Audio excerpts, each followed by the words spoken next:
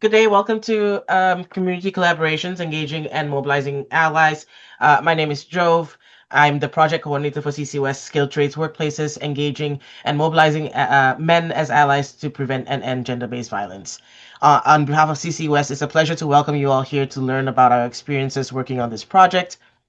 So before we begin, a bit of upfront housekeeping. This event is being offered with French translation, which looks like a globe on the bottom. It says interpretation. Click on it and then click on French. CCUS has also included ASL as part of this event. So under the interpretation icon again, which looks like a globe, you can click the sign language and turn it on.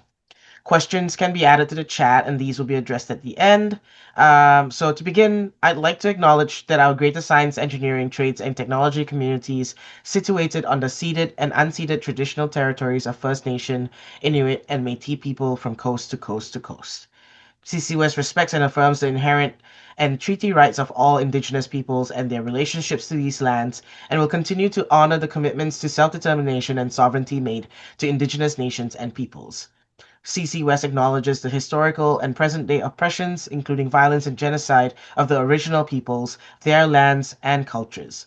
All must contribute to the healing and decolonizing journey we share together to grow our society. CC West fervently believes SET is enriched through collective relations and knowledge sharing and is committed to helping enhance and build these relations. So I encourage each of us to become knowledgeable of the lands we are situated on and to assist in long-term collective relationships. It is up to all of us to understand how the land has and continues to nourish, heal, protect, and embrace us, and that we are each land stewards for the present and in the future. For myself today, I'm calling you from the unceded territories of the Kwangan-speaking people, today known as the Songhees and Esquimalt First Nations. Most of you have been, in our other sessions, and so again, I reiterate my kind of hope for you to learn moving forward as it pertains to um, Indigenous sovereignty and to supporting Indigenous sovereignty is to learn about where you come from, where your ancestors come from, why they left where they were from, why they came to Canada. Because not all of us come here as the first wave of colonizers. Some of us, our families moved here for a better future, to escape war, to escape poverty, and stuff like that. So if we can situate ourselves within like our own ancestry and our own heritage, only like I feel like we then become better allies and more understanding and more empathetic of the fight for indigenous sovereignty. So that is my learning, kind of for you today. So our final session today is with the Ending Violence Association of BC. We're going to talk a little bit more about the Be More Than a Bystander program, and we are very happy to have Ashley here with us today. So Ashley Humphreys, her is the manager of social enterprise at the Ending Violence Association, where she oversees corporate and workplace training programs, including the impactful Be More Than a Bystander program. With a robust background in both the nonprofit sector and business, Ashley combines her experience in education, frontline roles, and business acumen to effectively manage and facilitate programs that promote safer and more respectful workplace environments. Her leadership is instrumental in driving initiatives that create lasting change in corporate cultures. So, with that, Ashley, please, take it away. This will be more of a presentation just from Ashley. I will not be involved in it, so too much until the very end. So, go on, Ashley. Thank you so much for that introduction, and thank you so much for inviting me here today. I sincerely thank CC West for having us and engaging in the program of bystander intervention. It has been a phenomenal partnership for the last year, so thank you for that. And as Joe said, my name is Ashley Humphreys. I work with EVA BC, and we do quite a bit in the sphere of gender-based violence, but the work that I do is specifically in the prevention efforts and managing or engaging men as a response effort to gender-based violence. So we're going to be zooming in on our program today of the Be More Than a Bystander program. And I would encourage folks that if you have questions, just to put them in the chat as they come up so you don't forget them. And then I will come back to them at the end of the session and respond to them. Time permitting, but there should be about 10 minutes at the end of the session to respond to any questions. So what we are going to talk about today is recognizing how vital it is for men to be part of prevention efforts around gender-based violence, and how do we design those efforts so that they make sense in workplaces, especially in male-dominated industries, where we're not alienating men, but we're more so welcoming them into the conversation. So before I get started, I also think it's really important to start with a land acknowledgement, and I so appreciate that Jove also recognized the importance of land acknowledgements, and also our own ancestral history as settlers here. So what I want to recognize right now is that I'm joining us from the traditional and unceded territories of the Musqueam, Tsleil-Waututh, and Squamish Nation. And what's really important is when we're talking about gender-based violence work, to recognize that Indigenous women and girls experience violence at disproportionate rates. So it's really vital as we engage in this type of work that we understand the history and the systems that have created the pathway to violence and where we are right now. And on the same token, I'm always very conscientious that when we talk about the harm that's happening to Indigenous communities, that we're not just talking about it from a base of victimhood or solely experiencing harm. What we know is that a lot of the efforts, the advocacy, the research that we're all benefiting from today is also coming from Indigenous communities. So we're really grateful for all of their work and to work alongside them as we start tackling the issue of gender-based violence. And before we get started, as much as I appreciate Joe's introduction, I want to quickly say that what I do at EVA BC is work in prevention efforts. So I manage a portfolio of workplace training and consultation programs, and we have a particular niche in male-dominated spaces, and that originated with this program that we'll talk about, which is starting over 10 years ago before I started at this company. That being said, I wanted to touch base on a little bit about my professional background. So I started my career in the oil and gas industry, and I spent about 7 years working in that environment. I've worked on fly-in, fly-out sites in Fort McMurray. I've also worked in construction yards, mod yards, and then also in the head office in Calgary, where I was one of two women in an office for a number of years. And from there, I pivoted into social work, and I started in frontline work, which is there's more that happens in between that, but for the sake of our presentation today, I'll just say that my second phase of my career landed me in the social work sphere, and I supported victims of gender-based violence in hospitals, on crisis lines, and also started delivering education and training. What I found through that is that I'm quite passionate about education, and I'm really passionate about this program because I find in these spaces I'm not in the echo chamber of, women and people who are gender diverse that are constantly impacted by these issues and are championing them, but rather I'm in spaces where these conversations are newer, and I find them to be moving the needle along in a way that's really vital to address gender-based violence. We can't address it in isolation of only doing men's prevention work, but it complements so well the other work that we're doing. What I wanted to share was a quick story of why I think this program is so valuable. And what I found when I was engaging with this program is I was deeply reflective of the work that I spent in male-dominated spaces when I was in Fort McMurray on these fly-in, fly-out sites and work camp environments. And I was recalling a time where I was being transferred to a site that many people said to me was not a good site. And I didn't know what not a good site meant when I was being transferred at the very young age of being 22. And I learned very quickly is when they said it wasn't a good site, they weren't talking about the state of the facilities. Rather, they were saying that it was an unsafe facility. And what I found in my time there very quickly was that I had a feeling of unsafety. And a lot of people there did a lot of things to keep me safe in ways that I didn't recognize at the time, whether it was driving me in a separate, smaller truck to and from site as opposed to a big Greyhound truck or Greyhound vehicle with 50 people on there. And people always wanting to eat lunch with me. And one of the women that I worked with was going to the gym with me every day. And I share this with intention because a lot of people that I met there along the way were being more than bystanders. And it kept me safe in a way that at the time was completely unrecognizable. I had just thought that I was meeting new coworkers and they were being very friendly as they are to everyone. And it took me being a part of this program to recognize really what they were doing is that they saw someone who was young, a woman, and someone who would have been at a high risk for violence, especially on that site. And they did everything that they could to keep me safe.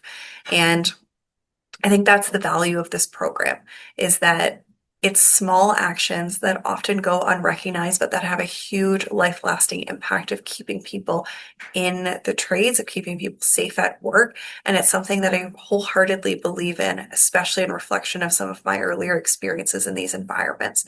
I know not everyone is as lucky as I have been to experience more than bystanders and a safe feeling. And I would hope through this program that we have more of those experiences and more of those examples coming up. So that's a bit of my professional background and also why I think based on that background, how I see this course really having a huge ripple effect in the industries that we work in. For today, I want to graciously thank Joe for sending me an outline of what he was hoping that I would talk about. So, what we're going to talk about today is what the bystander program is, how it engages men in preventing gender-based violence. I'm going to talk about some of the key insights that we've gained through the delivery of this program for over a decade now. And then the last thing I'm going to talk about is the value of having men's engagement and having men's only spaces. And before I do that, I'll go through my organization. So we're a provincial organization. We support over 300 community-based programs that respond to violence throughout the province. And we work at a provincial level. So the work that I do is certainly within workplaces and organizations. We also work across sectors. So we provide training and support and consultation to other sectors responding to these efforts like healthcare, like policing or RCMP. We also work a lot very closely with the government through different initiatives through their provincial action plan. And we do a lot of advocacy work as well. So at a provincial level, that is a lot of work that we do to support in a holistic way the issue of gender-based violence. Getting into my program that I want to talk about. So I wanted to talk about the history of the program first and really how it was incepted. And it started as a partnership between EVA BC and the BC Lions. And the idea was really simple at the time. It was how can we get influential men to speak up and help shift the culture surrounding this issue. And we wanted to leverage the platform that the BC Lions have across the province and use a male athlete platform to deliver this message. And it was really groundbreaking at that time. Our former executive director, Tracy Porteous, engaged with the BC Lions, and this was the first, the largest, and it's the most long-lasting relationship of its kind. And the program has been groundbreaking in the sense that it has engaged men to be not just a part of the conversation, but really spearheading it. It's them standing in front of auditorium full of youth and talking about this and really trying to motivate and engage young boys in these conversations where it feels safe and it also feels encouraging. What we found from this program is that the message, of course, really matters, and we'll talk about what that message is, but the messenger is equally important. And these athletes have really shared not just discussions about what do you do about this, but their own personal stories and their own personal lives and how it has mattered to them. One of the coaches who brought in this program in the beginning back in 2011 was Wally Bono, and he's very well known within the CFL. He's the winningest coach in history, and he had an issue of domestic violence in his house growing up, and he talks about that somewhat candidly and only since this program came in. And it's through those personal stories and those connection points that really anchor this message and this program to people. One of the things that we have learned through while we developed this program is that it translated really well into other workplaces. So this was our first case study of, okay, we're going to bring this program in and we're going to deliver it through high schools, but before that, we wanted to make sure that the BC Lions as an organization was really on board with the program. So we also delivered it in-house to them. And it was really transformative for them to shift their culture of male-dominated, very literally locker room talk and locker room culture. And can they make this a family-friendly environment? And they have said candidly for the last decade that their culture as an organization has shifted as a result of this program. And we've seen that transition now across many sectors and across many organizations. And I think the things that are really stand out of this program is, of course, the message of the program, and then also the messengers. And it is through that that we've really been able to cascade it across industries. On that note, we now work with a lot of major employers, unions, and industries where men make up a large part of the population. And we've evolved this into a workplace training program. So, what our program has done over many years is it's been an award-winning program. It's been recognized at the United Nations, and we've also had international success from this program. And what I'm going to do is show a quick video of one of our partnerships from very early on as we were transitioning into a workplace program and what it did for their organization. So I will play this video, and please interrupt me if there's any technology issues that I'm not seeing on my end.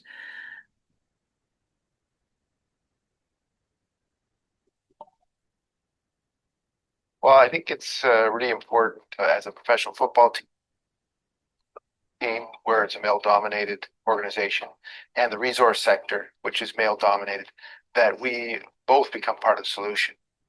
For many years, it's been women's groups focused on creating safety for women, creating legislation to make it safe for women, helping women to understand the dangers and the risks, when in the end, it's the men that are committing the problem.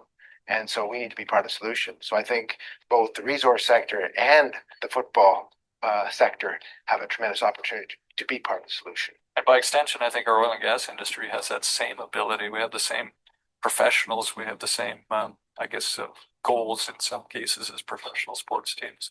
And I know a lot of women that have gone, friends of mine that have gone pipelining or welding or welders helpers. Some of the stories they have, it's pretty sad, only because you run into the wrong guy at the wrong times in the wrong mood.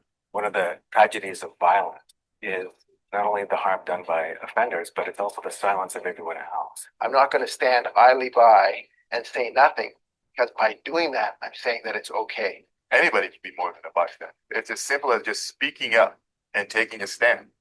You know what's right and wrong. You see something going on, say something. Something is better than saying nothing at all. It's just been in the last 15 or 16 years that I've actually had the balls to speak up about it, take a stand against it. I think it really affects your own view on things and how you approach relationships. Absolutely.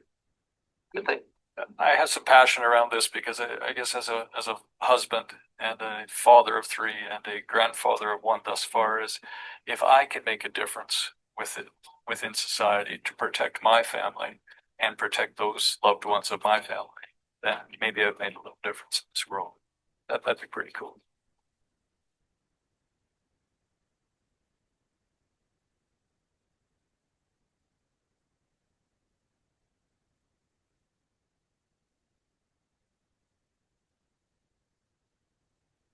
So some things that I want to emphasize in that video is this was when we first started creating this program, and we brought it to Encana, and they are the second largest oil and gas company in Canada. And they were trying to tackle what does workplace culture look like in a very challenging environment. And a few things that I highlight from that video is someone mentioning that, it's really a shame the things that women have experienced on the job site. And he said something to the effect of, you come across the wrong guy at the wrong time, and then this happens. And of course, it can really derail someone's career, their mental health, a multitude of impacts. But I think what the underlying message is with our program is we're trying to go in and target not the people who are causing harm, but everybody else, everyone who has seen something, who has been uncomfortable by witnessing a behavior, and they just don't have the skills on how to do something in a way that de-escalates a problem and diffuses it. So we're trying to create a culture of responsibility amongst a massive people. Another thing that I highlight in that video is that someone also mentioned that the issue also isn't just that people are causing harm. It's the fact that there is silence amongst everyone else who's seeing it. And silence is speaking volumes to what we accept and don't accept as a part of our culture. So how do we break that? And how do we start talking candidly about these issues? And how do we step in without causing more harm? And that's something that our program talks about. Very simple actions that often are, like I said, go unnoticed, that have a huge impact on making people feel welcome in a workplace. And then the last thing that we heard was someone saying, I'm a father of three, and I want to make sure that the workplace is better for when they go into the workforce. And I think what we find in this program is that this goes beyond workplaces, that people are having impacts in their own homes. They're taking some of these messages, they're instilling them in their children, and you're seeing a ripple effect across generations, which I think is so powerful.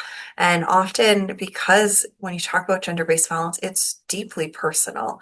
How can it not be? So when people are thinking about how do we keep people safe, it doesn't just stay at the workplace. It's how do I keep the most important people in my life safe? So you really start seeing a much bigger impact and ripple effect from this course, based on the subject matter and really based on how it connects with people. And I want to highlight really why I think that this program matters within skilled trades. So skilled trades, of course, is male dominated. The statistic that I think most people are familiar with is that 5 to 8% of skilled trades workers identifying as women or gender diverse are within these environments. And what that means is that culture, norms, these informal rules that really shape workplaces is largely still shaped by men, just by demographics and population. If they're 95% of the workforce, then they have a huge influence on what these norms and cultures are. And if folks are familiar, there is this idea from The Tipping Point by Malcolm Gladwell. And the idea is that real cultural change takes hold, and you need about 30% representation before a group's voice or influence has a meaningful shift.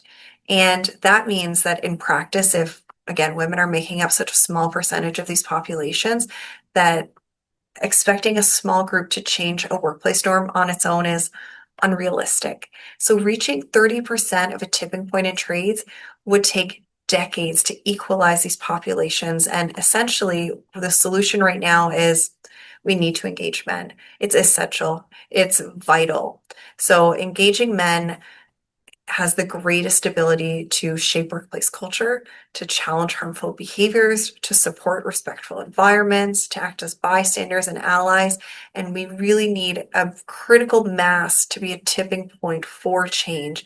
And it is essential when you have the current statistics and representation where it is right now. And in addition to that, what we're seeing is that when we have women and people who are gender diverse entering the trades, the rates are going up marginally, but the retention rates are still extremely low because of what they're experiencing in these environments.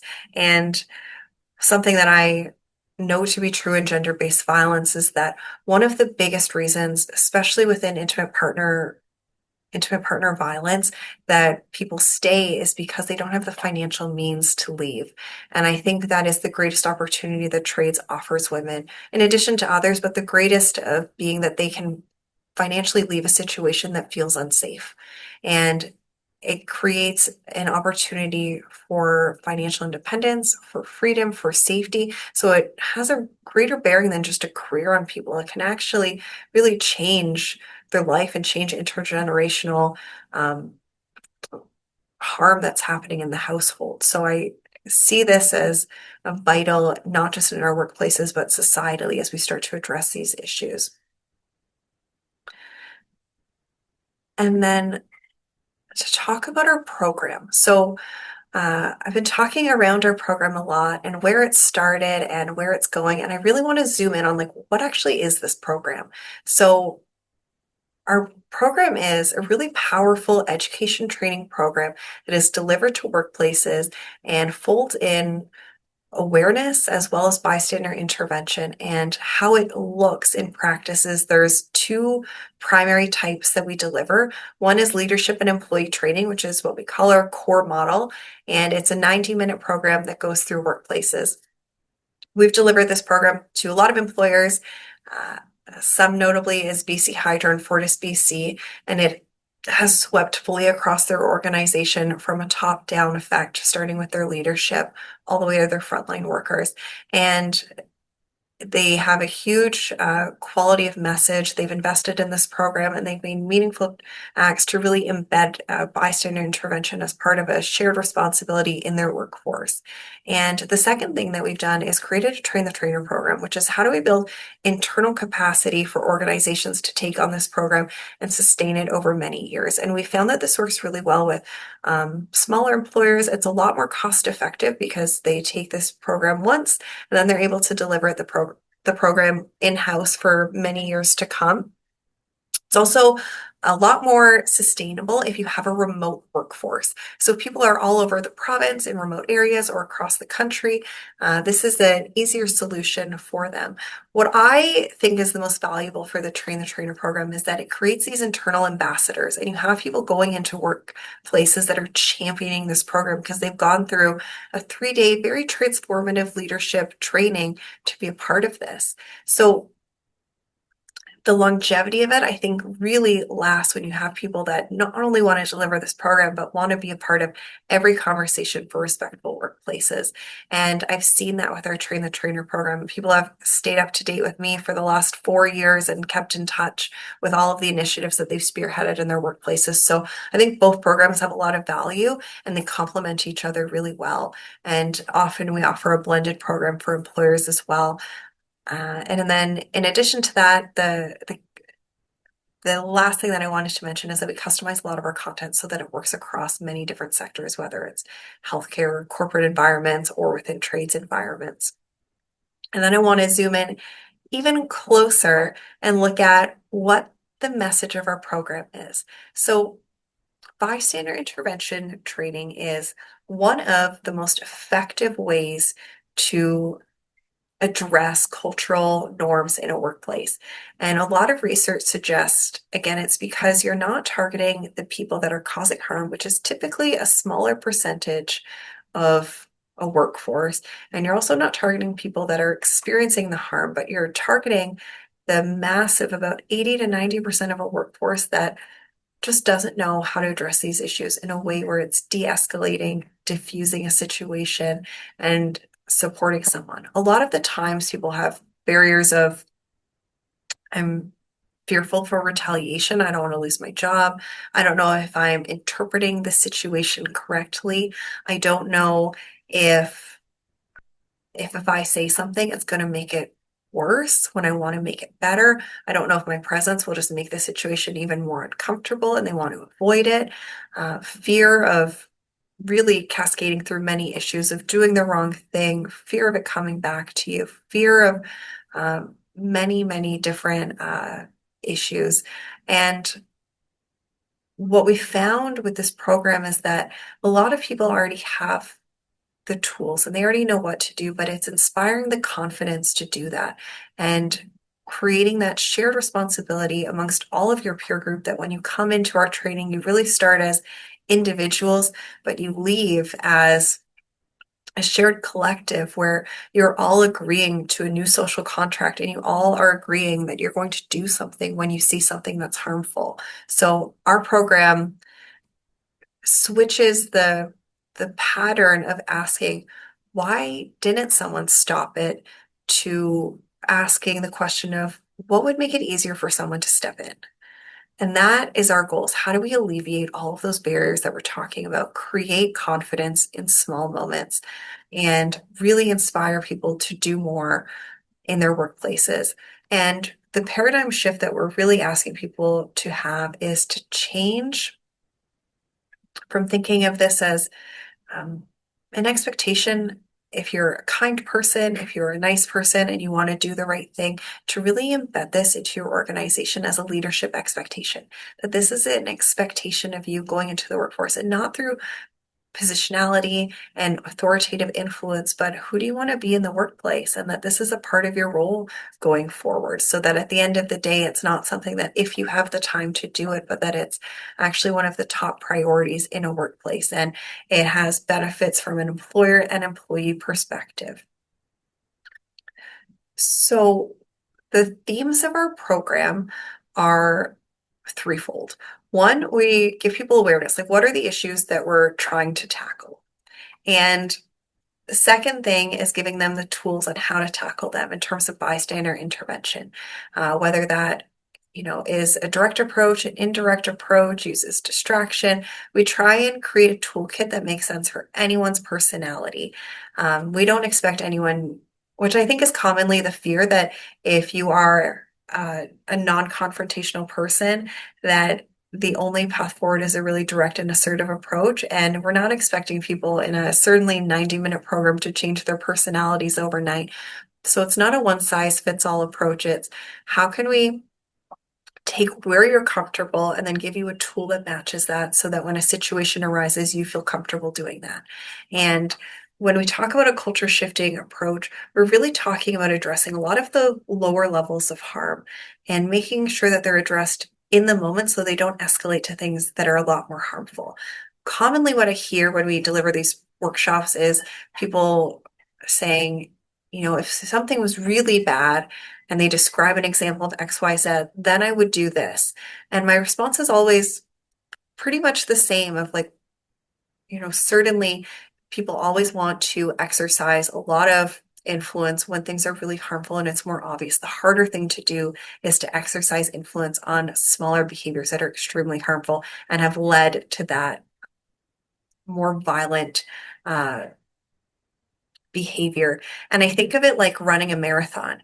Like you need to be able to exercise these skills in a way that's habitual and instinctual at lower levels so that you actually have the ability to make a response at something that is even more harmful. And I think a lot of the times those lesser behaviors are normalized and accepted and are often disregarded. And we're really trying to hone in on the importance of, what are microaggressions and why does talking over someone repeatedly in a meeting give cause for pause, and why is not giving the same tasks amongst equality amongst the sexes something that we want to instill in a workplace. So there's a lot of smaller behaviors that are often go unnoticed that we really want this program to be a pathway to addressing.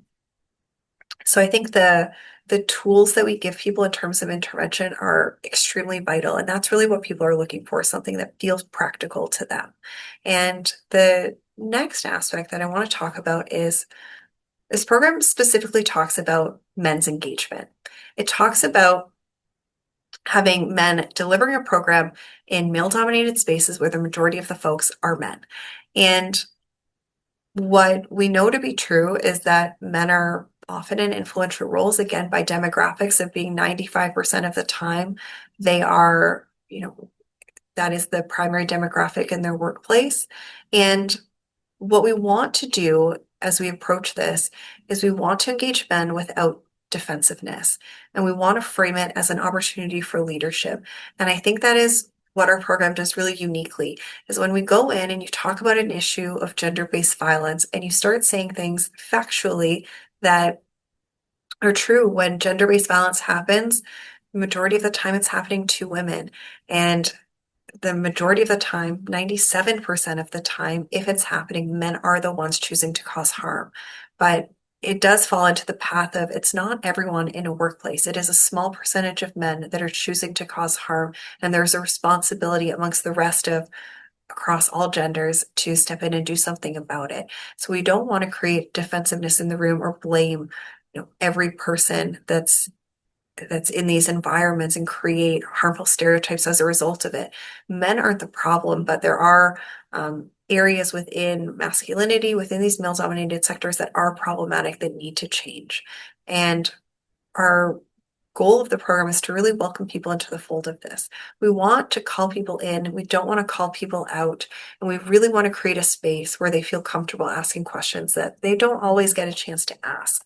One of the things that we do that really has worked in engaging men is the people that we choose to engage with, or the people that we choose to have as facilitators. We kind of Trojan horse these very masculine former professional athletes into these conversations. And I say Trojan horse because they, flash people with their Grey Cup wins and they bring them around and in the room, and a lot of people have heard of them before, and they get excited to hear them speak. And I think what really surprises them is that no one's immune to this issue, and that every single one of our facilitators has a story and a why of why they're engaged in it, whether it's the fact that they were bullied so much growing up, whether it was the fact that their sister experienced violence, but it really creates a connection point in the room of why they're engaged with this program and why this matters. And it cuts out a lot of the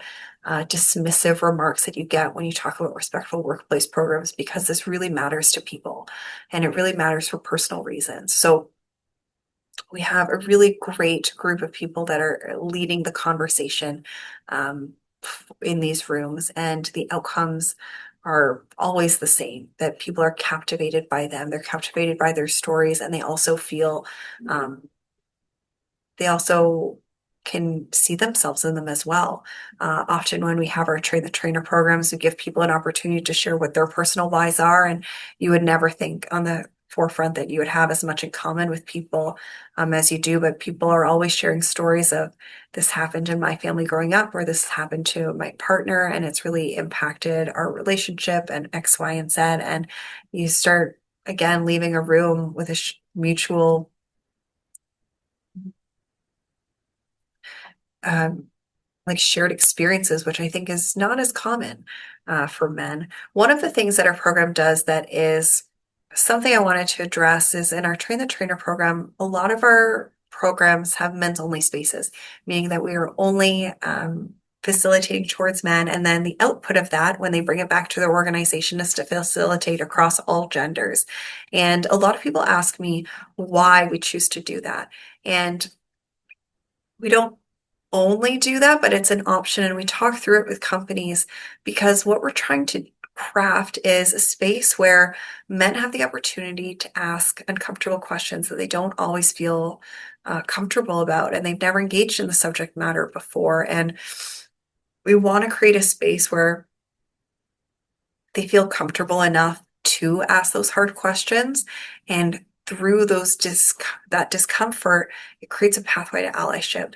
And I think what's really challenging as an environment to be in is, it's not that these men have never heard of these issues before, but a lot of the times they've never shared those experiences with their peers, ever. A lot of people are saying, I'm telling you this and I haven't even told my wife this in 15 years. And it creates a really safe space for them to have really meaningful conversations about how this issue has affected them, whether it's been directly or indirectly. And I think what we found is, because it is such an emotionally charged space, that the themes that come up when you have women in a space and men in a space is that they almost contrast each other in a way. You have women that may have been working in trades for 20 years that have experienced a lot of harm. And then you have men who are saying, I've never noticed or seen this before. And they're willing and they want to learn more and they want to do better. But having that opposition in a space can be really challenging. And what we want to do is really strip away all of the barriers for them to engage in these topics so that they get the opportunity to do it well, and that they get the opportunity to feel mobilized and empowered at the end of this. And I think it requires a space where they are stripped of all of the as much uncomfortable aspects as possible so that we can have an uncomfortable conversation about topics and not in an uncomfortable environment to be in. So we have a lot of men's only spaces, and I've always been immediately impressed by how willing they are to engage in these topics and how impactful it's been for them. And that's what I want to talk about next, is what the impact has been. So our program commonly has statistics like this. So we have seen statistics where we see that 90+% of people have a better understanding of what these issues are. Then we have 95% plus 97% feel more equipped to speak up and intervene. And that's our two primary goals. Is we want people to be aware of what these issues are, who's impacted more, what the disproportionate impact is. And then the second thing is we want to give them the tools on how do they respond to them and how do they do that well? And what does an ally look like? What does it mean to stand with women and people who are gender diverse and not in front of them and not behind them, but with them? And what does allyship really look like? And our statistics across the board are fairly consistent with this per company. But the things that I think make the biggest impact are more of the anecdotes that we've heard in these sessions. So people saying things like the caption on the screen, which is, I truly felt like this was about recognizing the value of every person and giving them the respect they deserve. It was much broader than my work and will impact me in my relationships with family, friends, work colleagues, and strangers. And this quote is something that I hear all the time, that this has a greater impact than the workplace. And it has changed how we perceive people, and that we are opening up our eyes to some of the barriers that other people are facing just because of their positionality in the world. And what I found when we have this training is that the takeaways that they have is huge. I've had people go home and say that they've come back to work the next day and had conversations with their kids that they've never had before, that they're asking better questions, that they're wanting to be more thoughtful about, what their partner's experiences have been in the workplace and how can they support them better. And that, to me, the pathway of this communication and the openness of what this is really special. It's giving them the tools and how to have these conversations in a really meaningful and beautiful way. And what I've seen is transformation in a workplace that takes on all shapes and sizes, where you have people who are in leadership positions that are directly changing and enforcing policies in ways that haven't been done before, that they are leading strategies on how to sustain this program and the messaging. You have frontline workers that are impassioned to speak up about it. The impact and its effectiveness has been, immeasurable in my eyes in what I've seen. And I was someone who, when I heard about this program, always questioned, like, what will this look like in the trades? Because I'm from working in these fly in, fly out work camps, and I've been blown away by what I've seen over the few years that I've been a part of this program.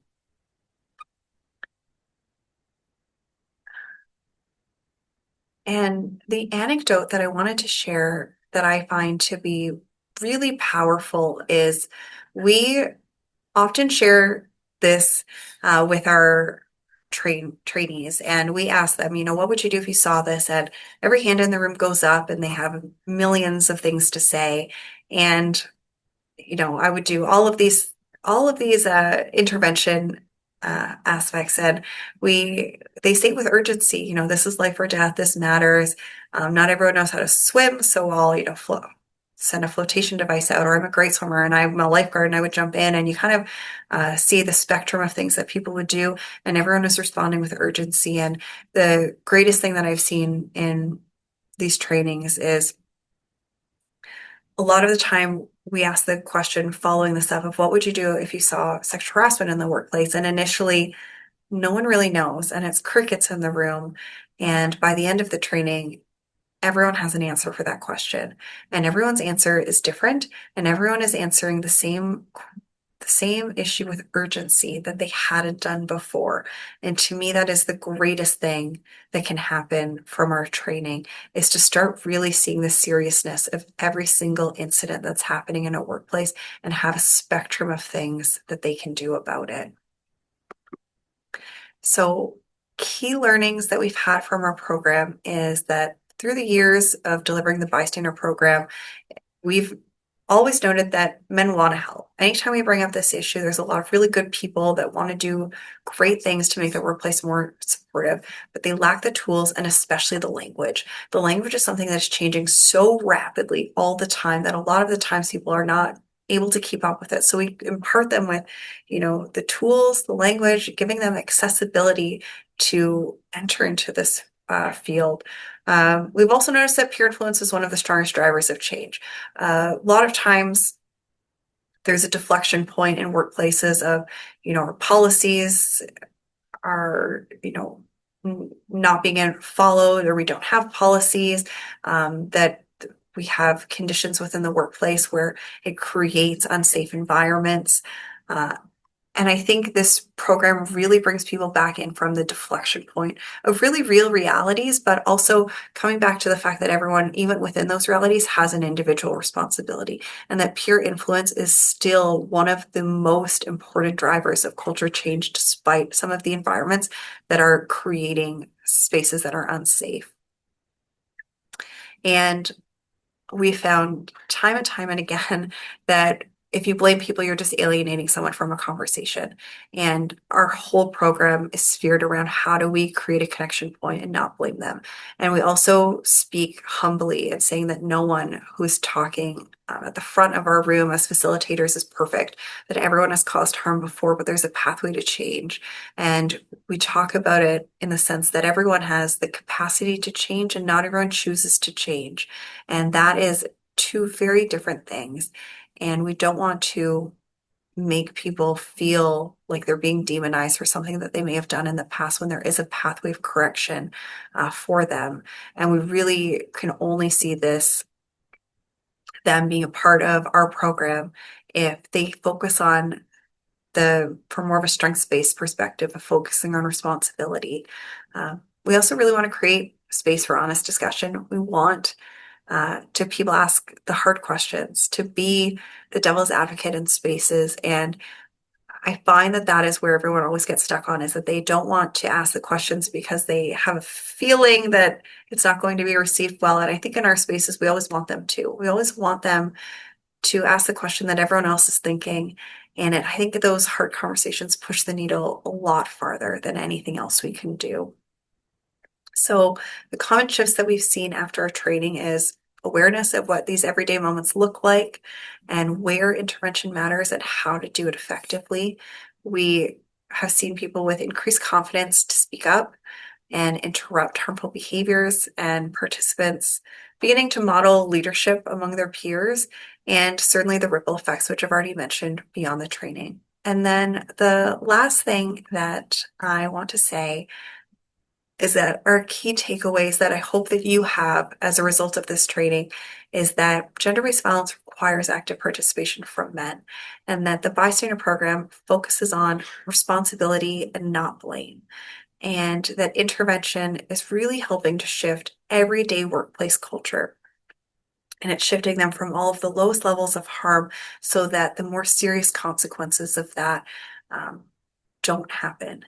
And I hope to have conveyed that Mono-only spaces can support deeper reflection and meaningful behavior change, and that it's really a requirement to have safe spaces where people feel comfortable having hard and uncomfortable conversations that they haven't talked about before, where they don't have to be fearful of, the type of language that they use or the repercussion of not saying the right thing, because it's really a space for that, and to really strip that away from men so that they can engage in the conversation without a lot of the barriers that they commonly see. So that is our program. And that is the end of my session today. So I want to thank everybody for being here. I want to thank everyone, CC West, for having me. And I haven't seen any questions in the chat, but if there are any questions that people have, please feel free to pop them in now or unmute yourself. And then I will wait a few moments, and if not, I'll pass it back to Joe to close us out for the day. Thank you, Ashley. We have a little. I think the audience is a bit quiet today. We haven't had many questions, so it might be that. I have a question. So you facilitated the program in Winnipeg just last week, yeah? And how did that go? Oh my gosh, I was just coming in this morning and talking about it. So every group we have, I feel like, has a different personality.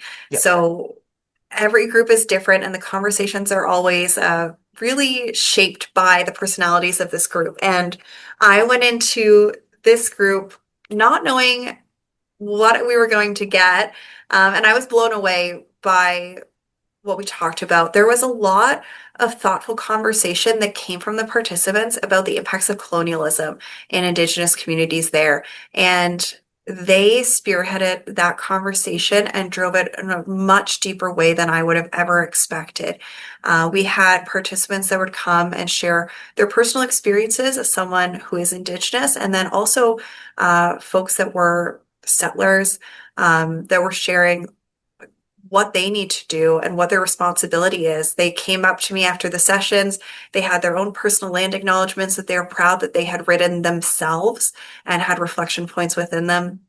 They had also talked about or showed me pictures of them being at rallies for Every Child Matters and the connection points that they saw from colonialism to gender-based violence. And I think I was just blown away because it's not common that I think people, generally speaking, see the connection points between colonialism and historical context to what is going on immediately today.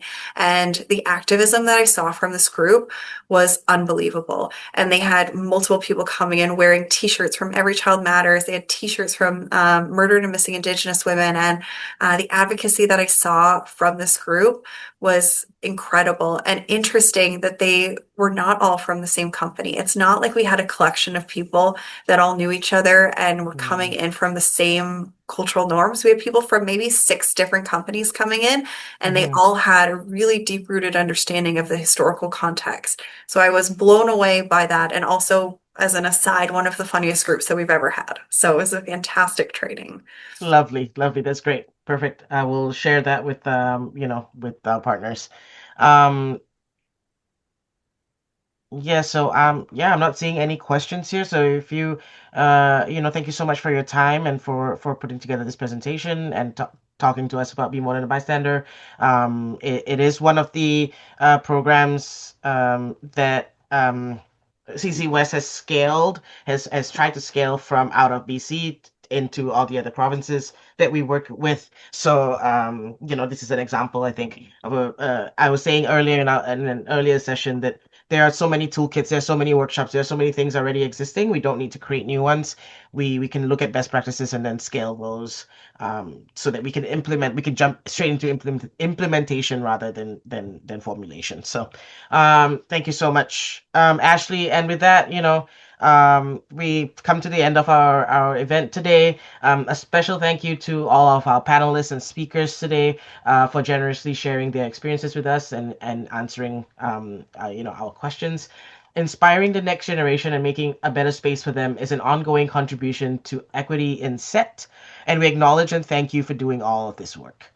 So it takes all of us to make this vibrant and supportive community a welcoming place where women and gender diverse folks in SET can be seen, heard, and thrive. Following this afternoon, we will share a recording with everyone who registered, so please feel free to pass it along to your networks and colleagues, giving them a sense of what it means to be a part of Canada's leading network for advancing the roles of women and gender diverse folks in SET. We hope that many of you can join us in Calgary on May 23rd to 26th for our 2026 conference, Beyond Boundaries, Collaborating for Collective Action. We'll build on the momentum of over 30 years of conferences. Sessions will cover actions everyone can take to improve culture, policies, and retention at work and in learning environments. Together, we'll take action towards gender equity in science, engineering, trades, and technology. Thank you and all the best. And we will end this recording, and we'll end this call as well. Thank you so much, everyone. Okay, thanks, Joe. It's nice to see everyone. Take care. Thank you.